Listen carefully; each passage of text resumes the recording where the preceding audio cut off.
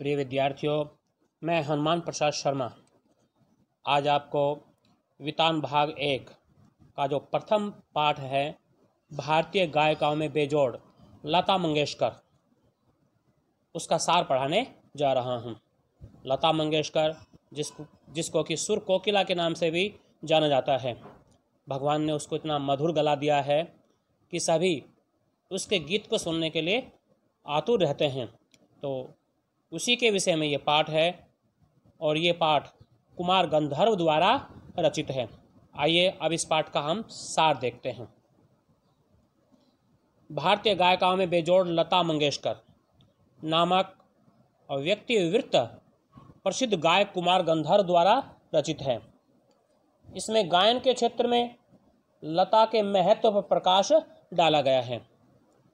पाठ का सार इस प्रकार है। तो पहले देखें, अपने पिता से भी विलक्षण गायिका, कि जो ये लता मंगेशकर है ये अपने पिता से भी 2 कदम बढ़कर है। तो एक विलक्षण गायिका ये रही है। तो देखें, लेखक ने बरसों पहले बीमारी की दशा में रेडियो से एक विशेष गान सुना, एक विशेष गीत सुना। वह स्वर लेखक के कलेजे में धंस गया। वह उसे सुनता ही रह गया। गाने के अंत में जब उस गायिका का नाम सुना, लता मंगेशकर, तो वह चकित रह गया। वह बड़ा ही हैरान रह गया। उसे लगा कि सुप्रसिद्ध गायक दीनानाथ मंगेशकर की अजब गायकी ही नए रूप में उसकी बेटी की आवाज़ में प्रकट हो गई है। क्योंकि जो इसके पिता दीनानाथ मंगेशकर थे, उनका भी जो गला है वो बड़ा ही मधुर रहा था। वो भी बहुत ही मीठी आवाज़ में गाते थे। तो इस तरह से इनकी आवाज़ में भी पिता की जो आवाज़ है वो झलकती थी। जैसे प्रसिद्ध सितार वादक विलायत खां अपने पिता से बहुत आगे बढ़ गए थे, उसी प्रकार लता अपने ज़माने की नूरजहां जैसी गायिकाओं से कहीं आगे निकल गई। लता द्वारा गायन अभिरुचि का प्रसार। लता के गायन ने चित्रपट संगीत के माध्यम से, बच्चों चित्रपट का मतलब होता है सिनेमा, तो चित्रपट संगीत के माध्यम से जन जन की अभिरुचि को, उनके इंटरेस्ट को, उनकी रुचि को संवारा है। यहाँ तक कि शास्त्रीय संगीत के प्रति भी लोगों का दृष्टिकोण बदला है। अब चित्रपट संगीत से लता का सधावा जो सुरीला गीत है, जो सुरीला गान है, सुनते सुनते आम लोग भी स्वर में गाने गुनगुनाने लगे हैं। छोटे छोटे बच्चे क्या, सभी आम जो लोग हैं वो उन्हीं की तरह से गुनगुनाने लगे हैं। उनमें संगीत की लय और सुरीलेपन की समझ बढ़ने लगी है।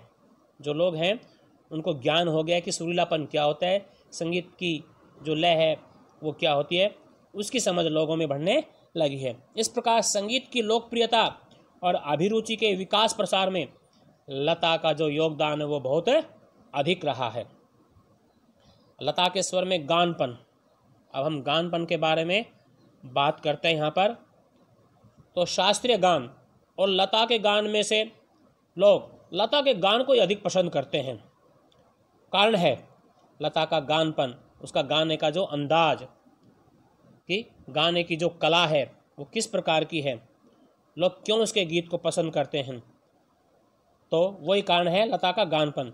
उसका सुरीलापन, मस्त करने वाला स्वर, श्रोताओं को रागों से नहीं सुमधुर गानपन से मतलब होता है।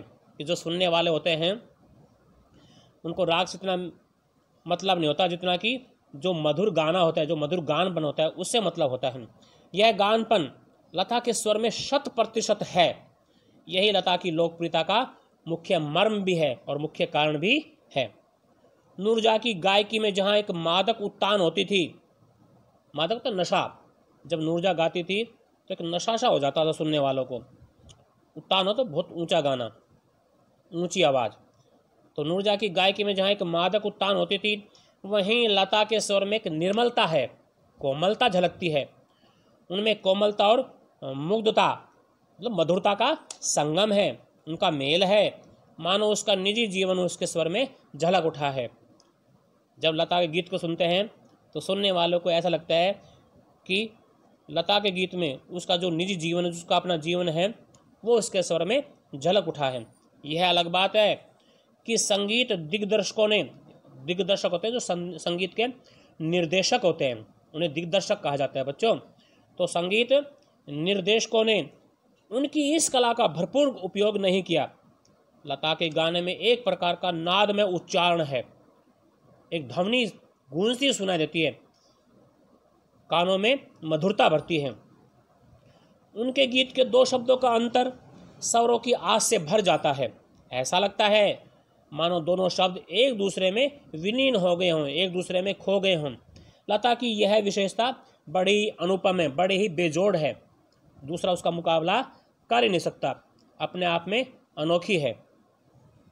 लोग कहते हैं कि लता ने करुण रस के गाने बहुत अच्छे गाए हैं।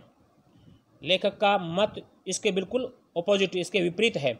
उसके अनुसार लता ने मुग्ध श्रृंगार के गाने मध्य और द्रुत लय में बहुत अच्छे गाए हैं। हाँ, संगीत निर्देशकों ने उनसे ऊंची पट्टी में गवाकर, ऊंचा गवाकर उनके साथ अन्याय किया है।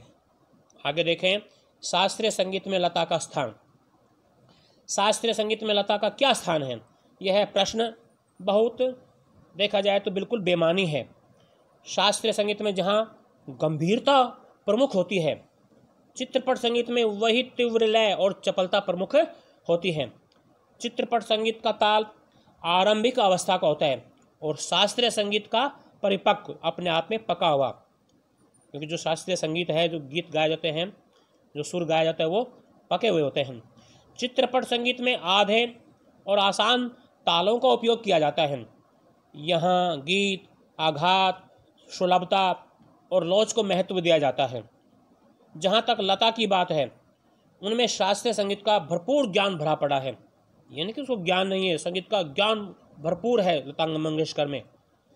लता के 3.5 मिनट के गान और 3 घंटे के शास्त्रीय संगीत की महफिल का आनंदात्मक मूल्य एक ही है कि जो 3 मिनट के गीत हैं वो भी उतना ही आनंद देते हैं जितना कि 3 घंटे के जो शास्त्रीय संगीत है वो आनंद देते हैं।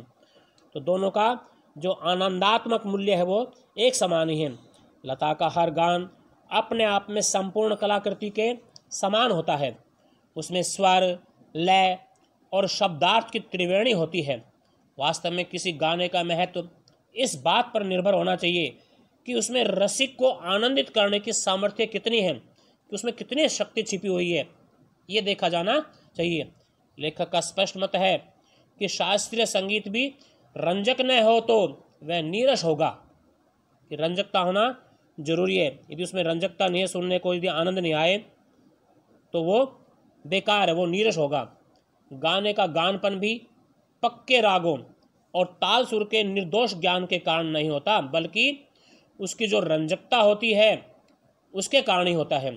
बिना रंजकता के शास्त्रीय संगीत मनुष्य के अस्थि पिंजर के समान होता है। जैसे हड्डियों का ढांचा होता है ना, यदि उसमें शरीर में मांस मज्जा नहीं हो और यदि अस्थि पिंजर दिखाई दे तो वो सुंदर नहीं लगता है। इसी प्रकार बिना रंजकता के, बिना रोचकता के, बिना इंटरेस्ट के शास्त्रीय जो संगीत है मनुष्य के लिए, जो मनुष्य होता है उसके अस्थि पिंजर के समान ही होता है। संगीत में लता का स्थान देखिए बहुत ही अव्वल दर्जे का रहा है।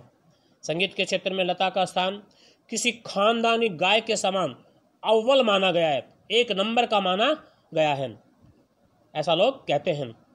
किसी ने प्रश्न किया कि क्या लता शास्त्रीय गायकों की तरह 3 घंटे की संगीत महफिल जमा सकती है? लेखक उन्हीं से प्रश्न करता है, क्या कोई शास्त्रीय गायक 3 मिनट की अवधि में ही लता जैसी कुशलता और रसोत्कटता से गा सकते हैं? उतनी रुचि के साथ गा सकता है, उतनी मधुरता के साथ गा सकते हैं? शास्त्रीय गायक प्राय चित्रपट संगीत पर आरोप लगाते हैं कि इन्होंने जन रुचि को बिगाड़ दिया है, इन्होंने लोगों के कान बिगाड़ दिए हैं। लेखक कहता है कि उल्टे चित्रपट संगीत है, जो सिनेमा का संगीत है, उसने तो लोगों की रुचि को संवारा है, उनके कान हैं उनको संवारा है, उनको सुधारा है। आइए अब चित्रपट संगीत का महत्व देखते हैं।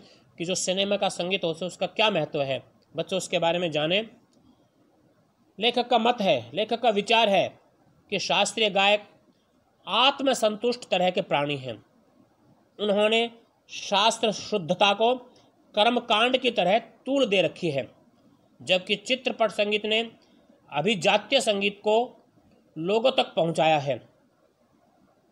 आज लोगों को शास्त्र शुद्ध और नीरस गाना नहीं, बल्कि सुरीला और भावपूर्ण गाना चाहिए। चित्रपट संगीत की लचकदारी उसकी सबसे बड़ी शक्ति है। चित्रपट संगीत की मान्यताएं, झंझटें और चुनौतियां अलग तरह की हैं। यहाँ नव निर्माण की संभावनाएं भी बहुत ज़्यादा हैं। बड़े बड़े संगीतकार शास्त्रीय रागदारी का, लोकगीतों की धुनों का भरपूर उपयोग कर रहे हैं। वे धूप की तरह कौतुक करने वाले पंजाबी लोकगीतों का, बादल की तरह घुमड़ते राजस्थानी लोकगीतों का, घाटियों में गूंजते पहाड़ी लोकगीतों का, ऋतु चक्रों का, खेती से संबंधित कृषि गीतों का भरपूर उपयोग कर रहे हैं। वास्तव में चित्रपट संगीत का जो दायरा है वो बहुत बड़ा है। उसमें अनेक अलक्षित प्रयोग करने की गुंजाइश बनी हुई है। अब देखें, अंत में लता को चित्रपट संगीत की सम्राज्ञी के नाम से भी जाना जाता है। उसको अभिमंडित किया गया है कि वास्तव में चित्रपट संगीत की यदि कोई सम्राज्ञी है तो वो लता मंगेशकर ही है। तो देखें, लता चित्रपट संगीत की अनभिषिक्त सम्राज्ञी है। अनेक गायक गायिकाओं की तुलना में उनकी लोकप्रियता सबसे अधिक है। लगभग आधी शताब्दी से वे जन मन पर छाई हुई है। यह एक चमत्कार है जिसे हम प्रत्यक्ष अपनी आंखों से अपने इर्द गिर्द, अपने चारों ओर होता हुआ देख रहे हैं। तो इस तरह से बच्चों, मैंने आपको जो भारतीय गायिकाओं में बेजोड़, जिसका कोई मुकाबला नहीं कर सकता, लता मंगेशकर, उसका जो सार है पाठ का वो मैंने पढ़ाया। आप अपनी पुस्तक लेना और एक एक पंक्ति को ध्यानपूर्वक पढ़ना, और जहाँ भी MCQ क्वेश्चन बनते हैं उनको बनाना, उनके उत्तर लिखना। धन्यवाद।